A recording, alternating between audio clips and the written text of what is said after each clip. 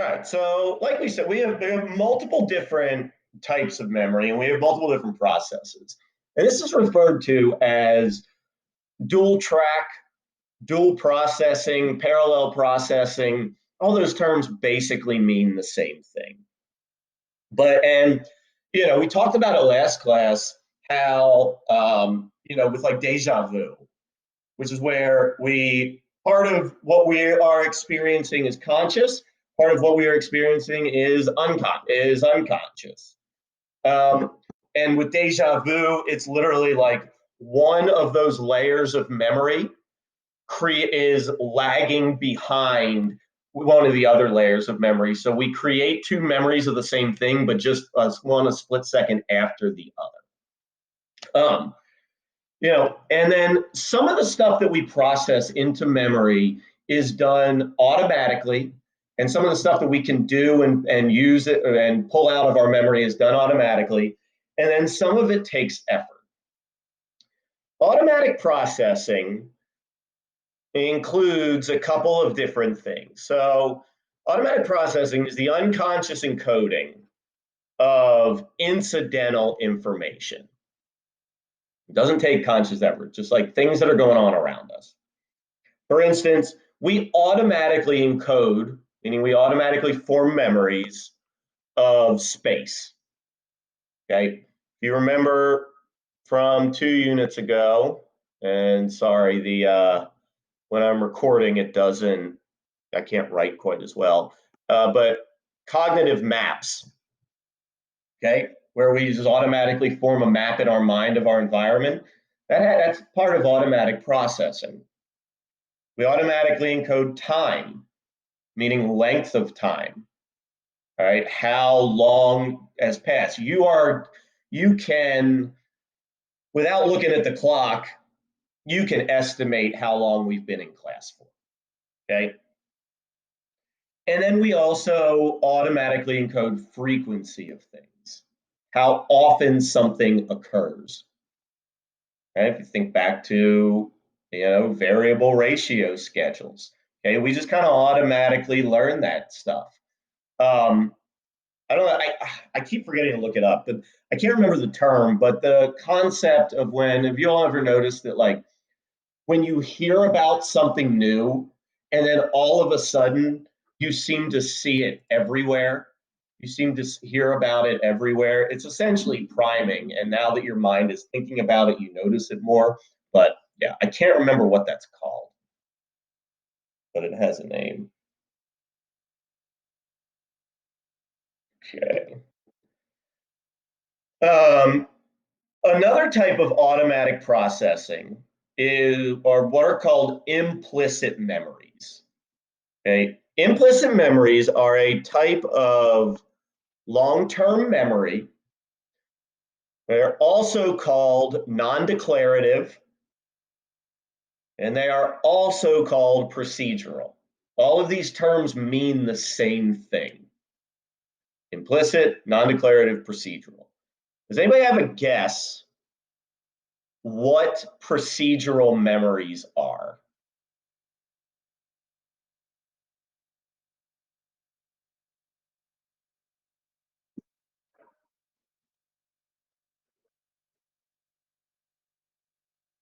Wait, what? I say memories of instructions. It could be, but procedural memory, it's a little bit, think about procedural.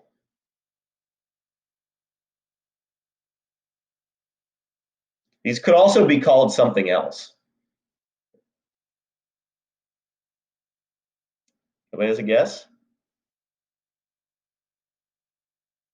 Procedural memories are a memory of how to do things, right? Meaning muscle memory. Okay, knowing how to tie your shoe, riding a bike, playing lacrosse, kicking a soccer ball, um, walking around the school.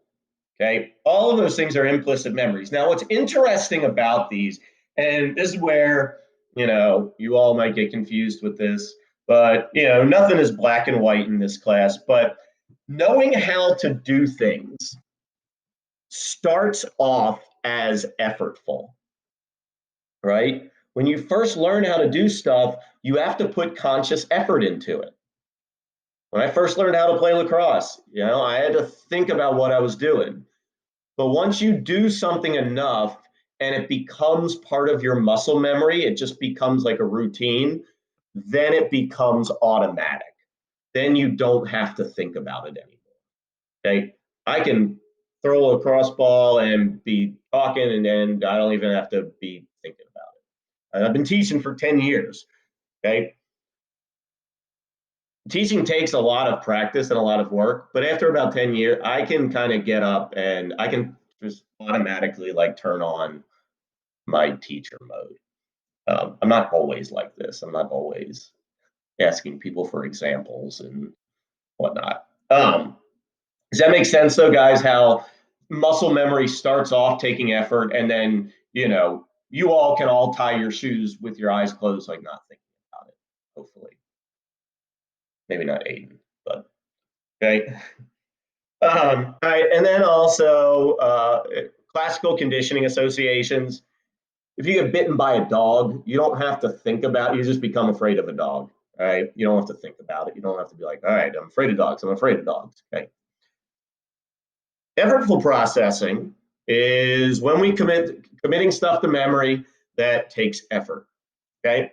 Requires our conscious attention, like learning new things in school.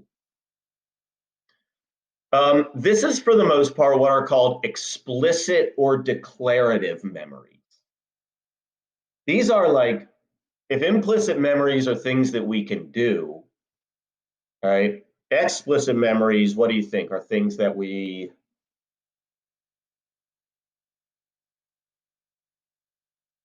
anyone? Explicit memories are things that we can't do? No. If we can't do it, then we don't have, yeah, it's things that we know. Such as, and they're called declarative memories because you can declare something. I can say, I declare that I know that the Civil War ended on April 9th, 1865 at Appomattox Courthouse. Okay.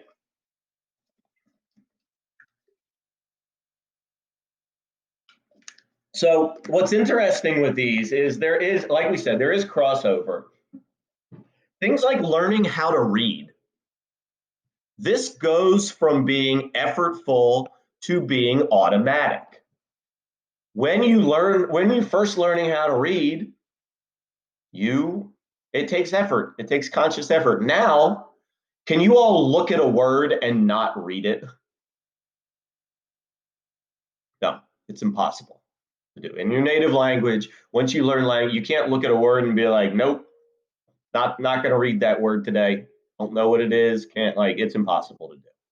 Okay, because Ed has being able to read has started off as effortful, but then it became automatic, and that's why you can read things backwards, and why we can read like words where if it's just as long as it's the first and the last letter are the same, all the rest of the letters can be jumbled up, and you can read it perfectly fine because reading's automatic now. All right, are there any questions there?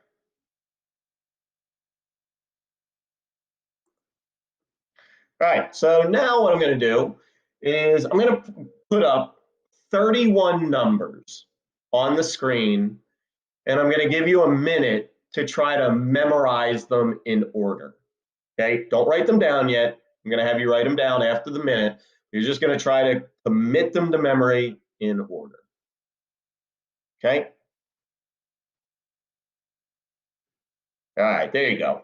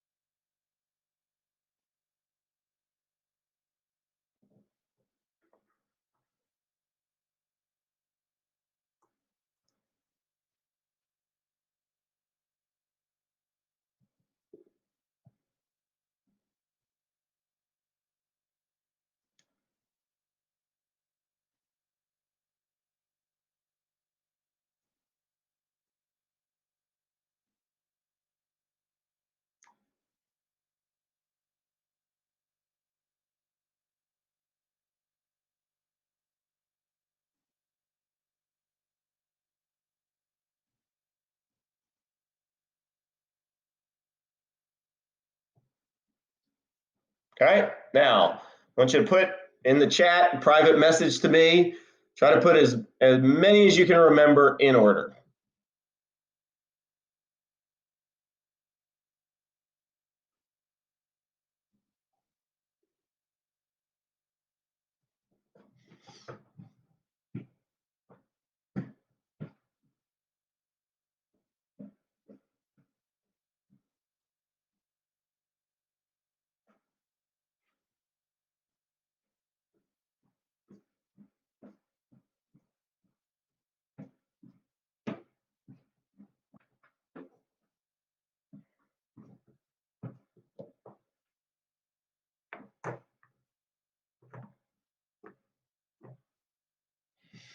Okay, all right, so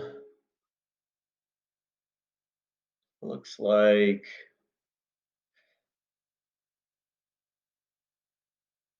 majority of people are getting it correct up to about 6 or 7, and then after that, Grayson, what? I didn't want you to have how many of each number there were.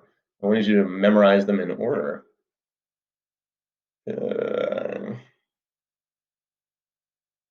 right, Olivia did pretty good. All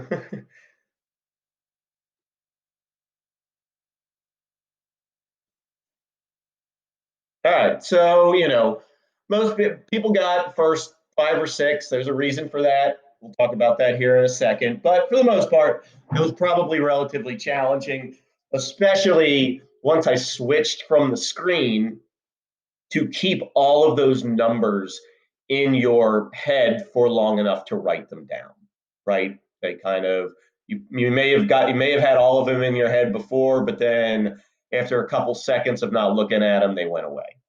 Now, I'm going to give you the same numbers, but I'm going to present them to you a little bit differently. All right. And we're going to see how you do now. All right. So I'll give you another minute to try to memorize these. All right. Here we go.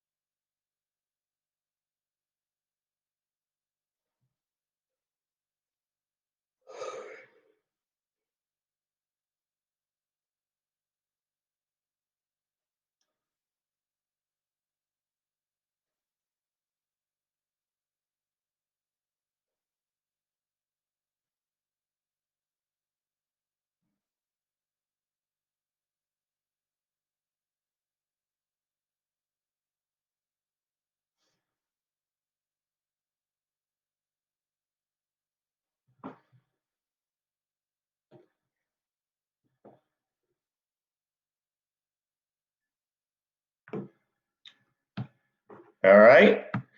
Now let's see how you do.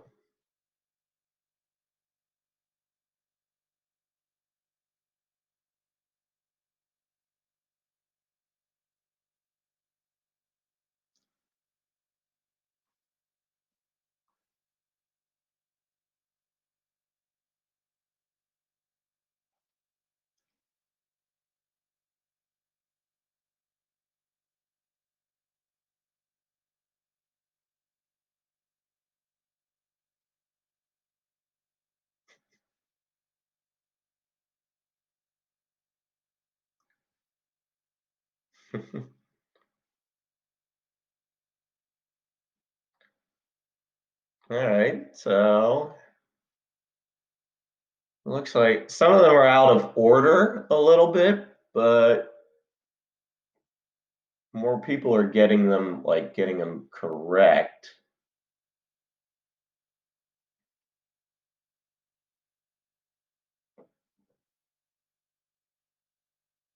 All right, so why do you think why is it easier to remember these like this, even though it's the same amount of numbers, than it is to remember these. They were grouped together, okay? That's compact, yep. Right, they were grouped together, and because look like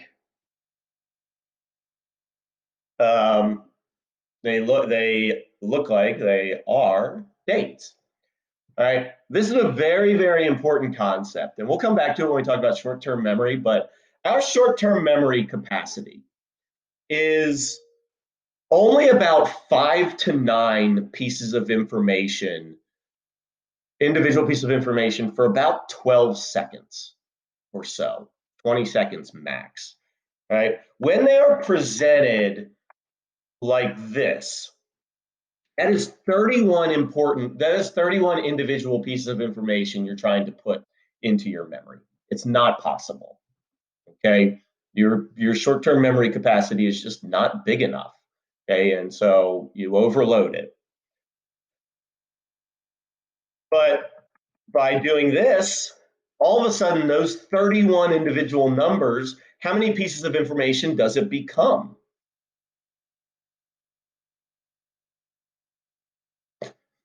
6, 7. Yes, there's 7. Yeah, there's 7.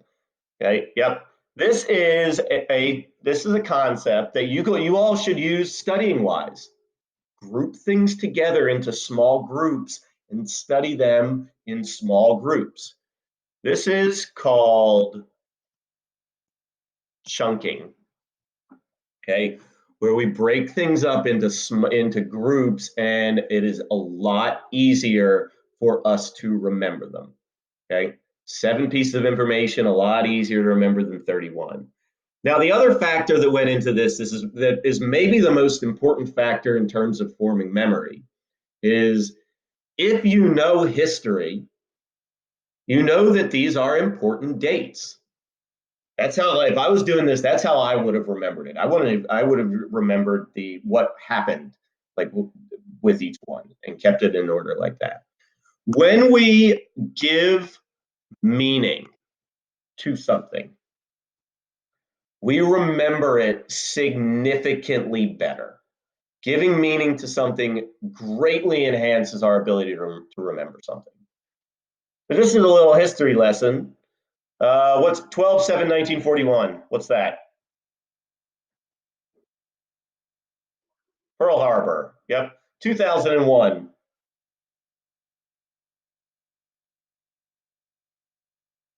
9/11. Yeah. 1861.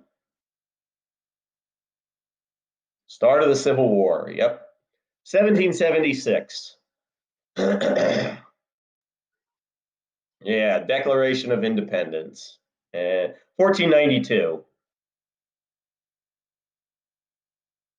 Yeah. Columbus sailed the ocean blue and committed mass genocide. 1914. Now, depression starts in 28, 29. Yeah, that's the beginning of World War One. Okay, and then the one that stumps people all the time, 1963.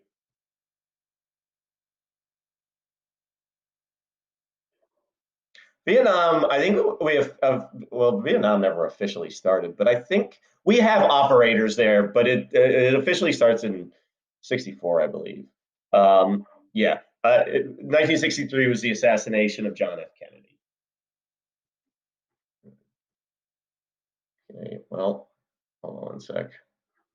Sammer, I don't know what to tell you. Hold on, somebody got kicked out, and let me stop sharing and see. Well, all right, so chunking is one way that we can effortfully process. Other ways that we can effortfully process.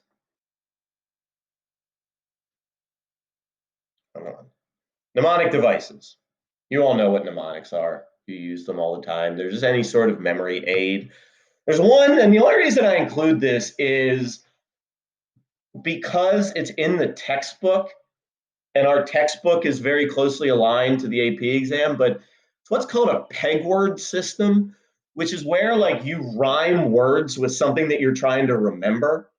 And by rhyming the words, you remember the rhymed words and it helps you remember it. I don't really understand what a peg word system is. It seems like a very like a way that like your grandmother would tell you to remember something. Um, but it'd be like if you're learning to count, it's like one is bun, two is shoe, three is tree, four is floor. I guess maybe the point of it is, has anybody ever used this before?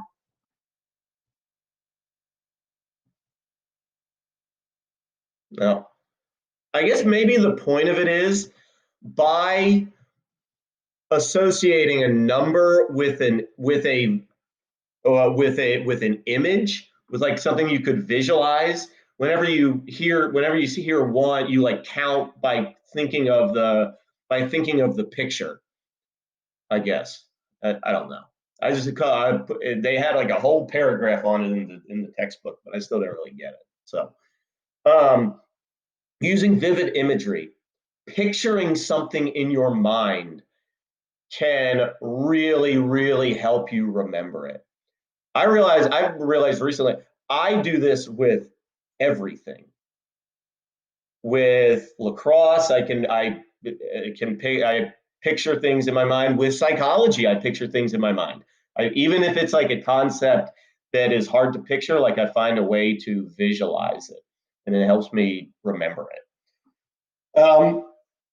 Acrostics, acrostics, like things like PEMDAS for order of operations, or every good boy does fine always for whatever the clef that is, or never eat soggy worms for the directions, things like that.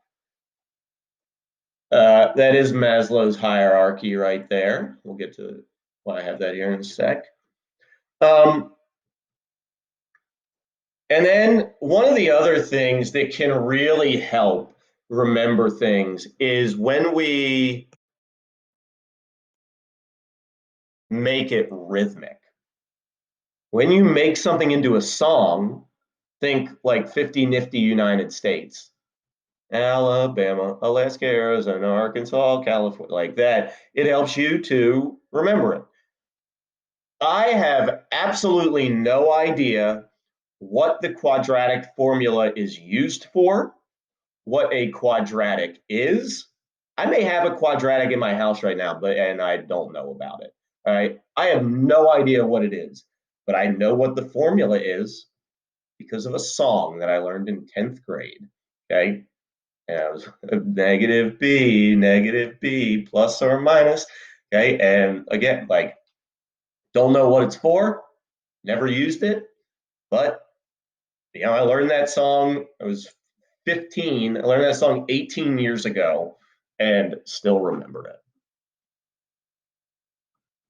Hierarchies are a good way to remember stuff as well, like Maslow's hierarchy of needs, because we can visualize it. And like outline forms of notes.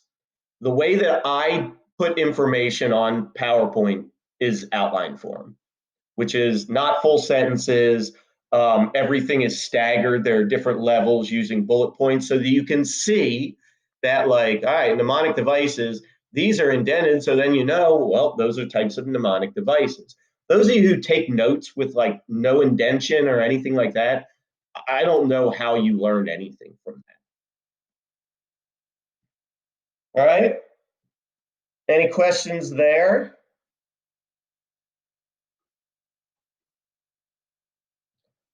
All right, and then a couple other things. Rehearsal. The more you practice on day one, the less you have to practice on day two. This is just relearning by another name. And then the spacing effect. Space out studying. You are going to learn a lot more if you studying for 20 minutes a night for 6 nights in a row is a shitload better than studying for 6 hours for one night. It just is. Think back to that chunking. You're chunking the information. You're not overloading your short-term memory. You're letting things process. You're allowing for memory consolidation. Okay, so spacing effects, don't cram. All right.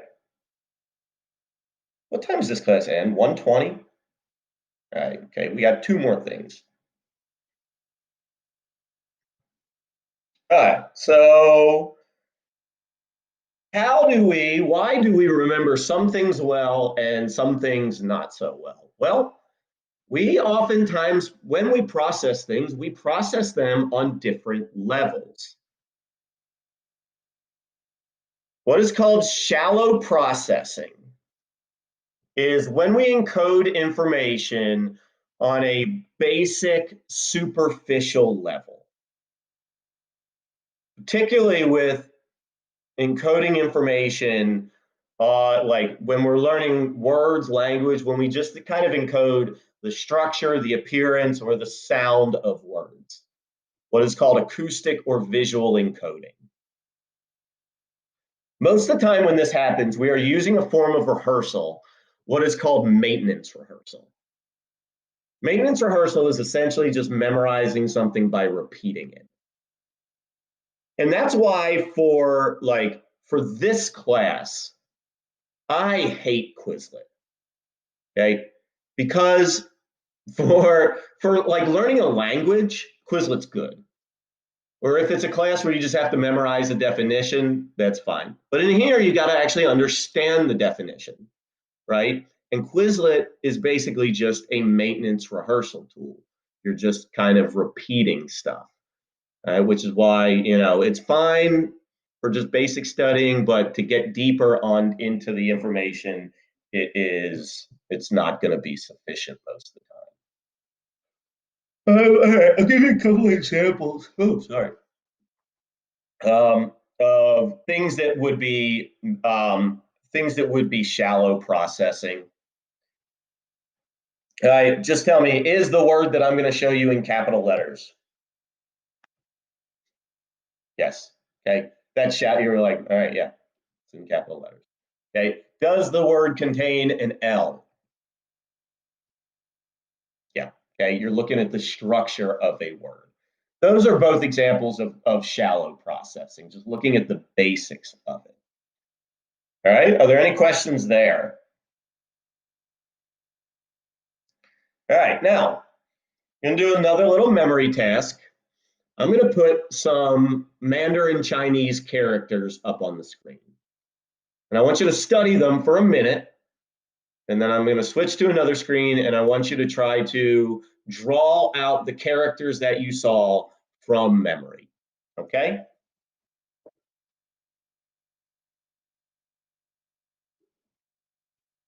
All right, let me reset this, and there we go.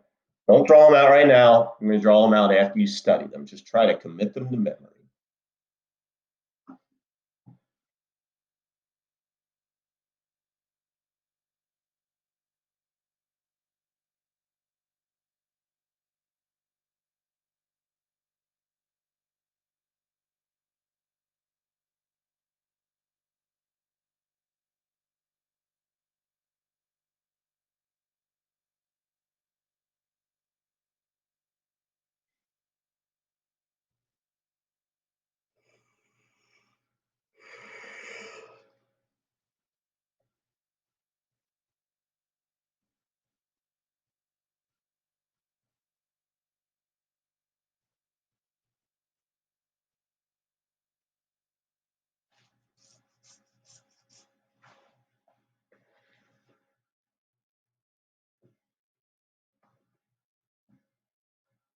Okay.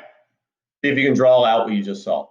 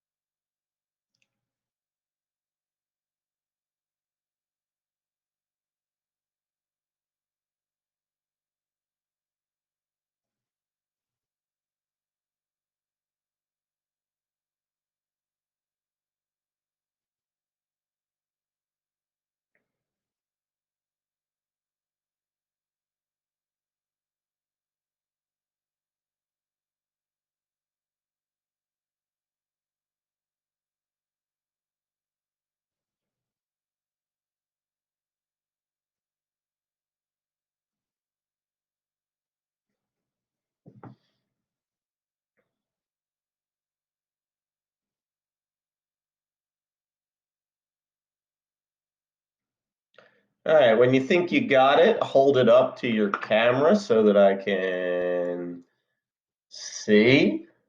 You got to hold it close because it's truly on your hand.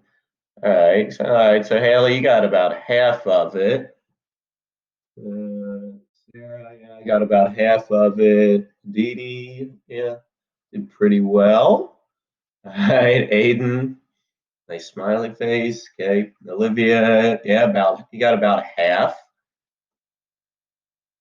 Okay, let's see. Grayson, well, Grayson did really well. Can I get people's cameras on, please, so that I can see? Guys, I really don't want to have to keep asking people to turn their cameras on. Okay. All right, Landy got about half. All right, did anybody else get, other than Grayson, get all of it? Now, does anybody in here read or write Mandarin?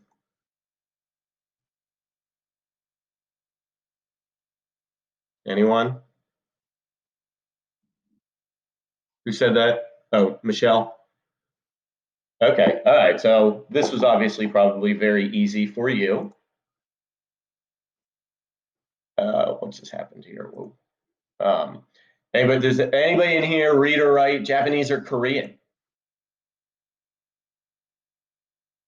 All right. Boaz, you do. Okay, anybody else? Okay. All right. So if you do that, then this would probably be a lot easier because if you read or write Mandarin Chinese, these symbols have what?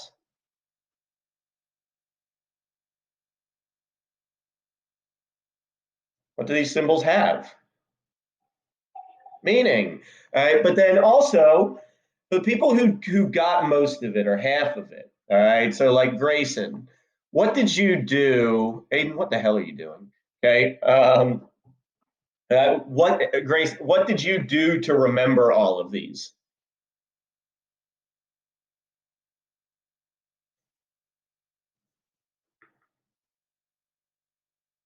Grayson, you there? You chunked the shapes. All right, good. Okay. Did anybody try to imagine these characters as something else that you could like compare them to? Like say like, this is maybe like a bookshelf, or these are two people holding hands, or this is a TV. Okay. Upside down angry dude. All right. Yeah. Okay. By doing that, by associating those with things that you already knew, you gave them meaning, even though they didn't actually mean anything to you. But it's the same idea as if I should just showed you this sentence and told you to remember it. All right, paraplegic man dancing. Okay, all right. It'd be easy for you all because you all speak English, so it has meaning. All right. When we do this, we are using what's called deep processing. Deep processing is the encoding using meaning, what is also called semantic encoding. Deep processing and semantic encoding are basically the same thing.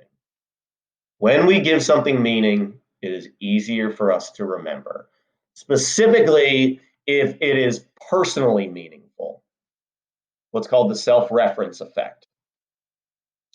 Um, you know, if you use my examples in class for your vocab, that's fine. But it would be better if you did what?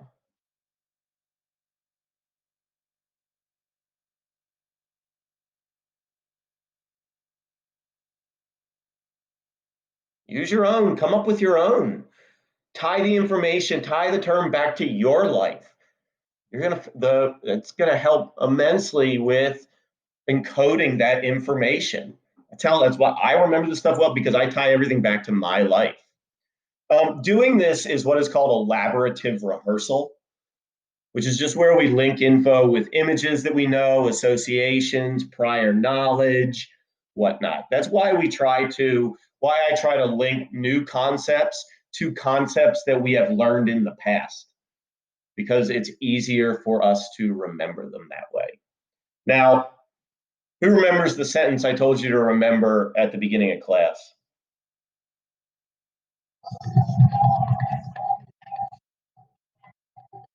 Oh, yeah, yep. The angry rioter threw a rock at the window. Yep. Now, oh, probably most of y'all remembered at least some of it. Why was that sentence really easy to remember, even though I just flashed it up there really quickly?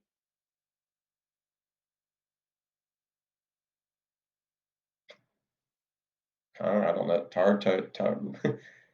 Yeah, we were talking about it right before, and this was actually just a coincidence. That sentence was used is actually from a real psychology experiment, and it just happened that on Wednesday there was an insurrection, and so when I saw it, I was like, oh well, that actually will work really well going along with this, okay? Because you you were thinking about it in that context. All right, guys. Does anybody have any questions about anything?